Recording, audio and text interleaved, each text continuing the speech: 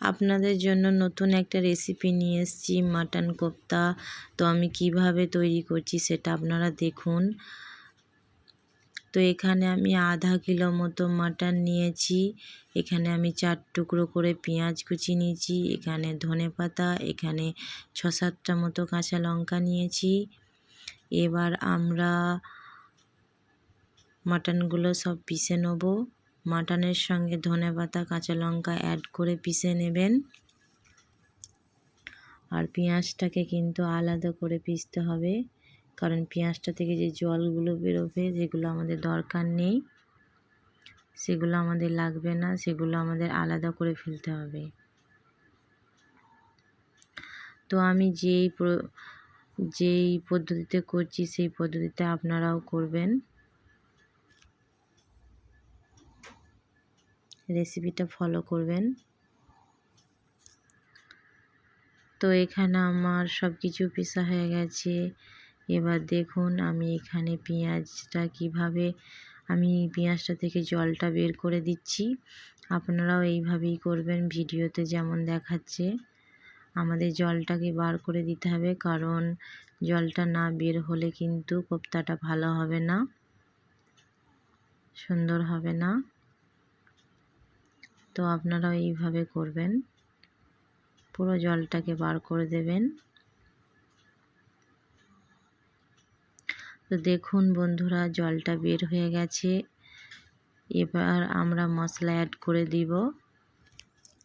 এখানে আমি 1.5 চামচ মতো লবণ নিয়েছি, আপনারা আপনাদের স্বাদ মতো নেবেন। এখানে আমি হলুদ গুঁড়ো নিয়েছি 1 চামচ। এখানে আমি লঙ্কা গুঁড়ো নিয়েছি 1/2 চামচ, কারণ আমাদের কাঁচা লঙ্কা অ্যাড করা আছে। এখানে আমি গরম মশলা নিয়েছি 1/2 চামচ। এখানে আমি জিরে গুঁড়ো নিয়েছি 1 চামচ। এবার আমরা এর মধ্যে আদা রসুনের পেস্ট অ্যাড করে দিচ্ছি 2 চামচ মতো। তো এবার আমরা এটা ম্যারিনেট করে নেব।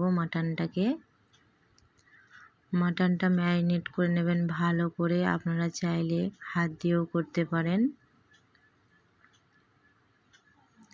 তো দেখুন বন্ধুরা, আমার মাটনটা ম্যারিনেট করা হয়ে গেছে। এবার আমরা আধ ঘন্টার জন্য ঢেকে রাখবো। আধ ঘন্টা পর আমরা ফিরে আসছি। তো দেখুন আধ ঘন্টা হয়ে গেছে। এবার আমরা মাটনগুলো হাতের মধ্যে এরকম গোল গোল করে নেব, যেমন ভিডিওতে দেখাচ্ছে।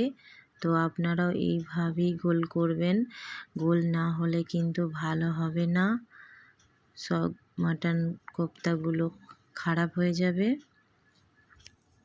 কড়াইয়ের মধ্যে লেগে যাবে। তো আপনারাও হাতের মধ্যে এরকম ঘুরিয়ে ঘুরিয়ে গোল করে নেবেন। আমার রেসিপিটা যদি ভালো লাগে আপনারা অবশ্যই সাবস্ক্রাইব করবেন, তাহলে পরের বার নেক্সট ভিডিও একটা সুন্দর রেসিপি নিয়ে আসব।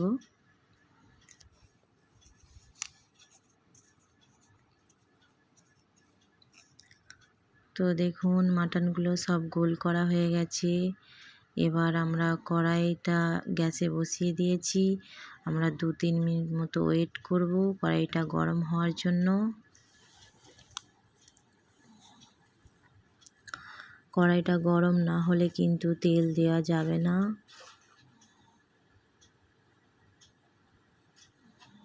তো কড়াইটা গরম হয়ে গেছে। এবার আমরা কড়াইয়ের মধ্যে তেল দিয়ে দিচ্ছি।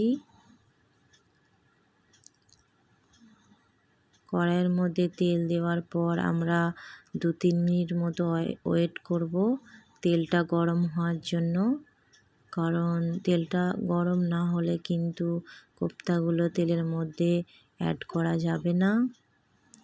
দেখুন বন্ধুরা, তেলটা পুরো গরম হয়ে গেছে। এবার আমরা মাটন কোপ্তাগুলো তেলের মধ্যে ছেড়ে দেবো।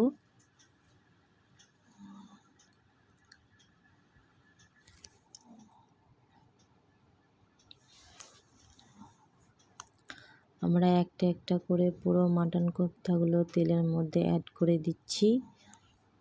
আপনারা চাইলে অল্প অল্প করেও দিতে পারেন। যেহেতু আমার কড়াইটা একটু বড় ছিল তার জন্য আমি পুরোটাই অ্যাড করে দিয়েছি।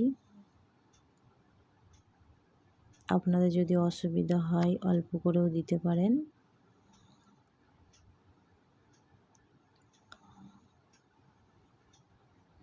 আপনারা এই রেসিপিটা একবার ফলো করবেন, দেখবেন খুব সুন্দর মাটন কোপ্তা হবে। অনেকই সহজ পদ্ধতিতে আপনি এই রেসিপিটা করতে পারবেন ঘরে বসে। আর আমাদের চ্যানেলটাকে অবশ্যই সাবস্ক্রাইব করবেন। পরের বার সুন্দর একটা রেসিপি নিয়ে আমি হাজির হব।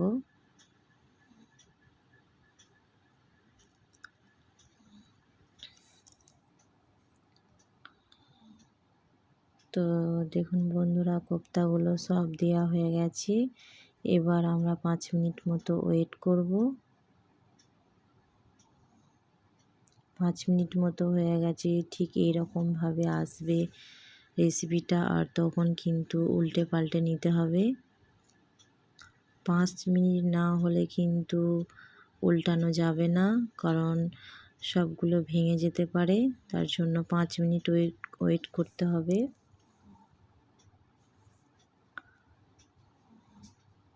আমি যেইভাবে উল্টে পাল্টে নিচ্ছি আপনারাও এইভাবেই উল্টে পাল্টে নেবেন।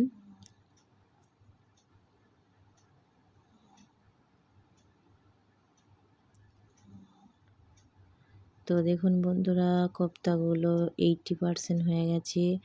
আমরা আর বেশিক্ষণ রাখবো না। কোপ্তাগুলো আর 5-10 মিনিট মতো রেখে আমরা একটু উল্টে পাল্টে নেব, তারপরে প্লেটে সার্ভ করে দেবো। আপনারাও এইভাবেই করবেন, রেসিপিটা ফলো করবেন। খুব সুন্দর একটা মাটন কোপ্তা হবে। তো দেখুন বন্ধুরা, আমার মাটন কোপ্তা রেডি। ভালো লাগলে অবশ্যই একটা লাইক করবেন, কমেন্ট করবেন, শেয়ার করবেন, সাবস্ক্রাইব করবেন। ভালো থাকবেন।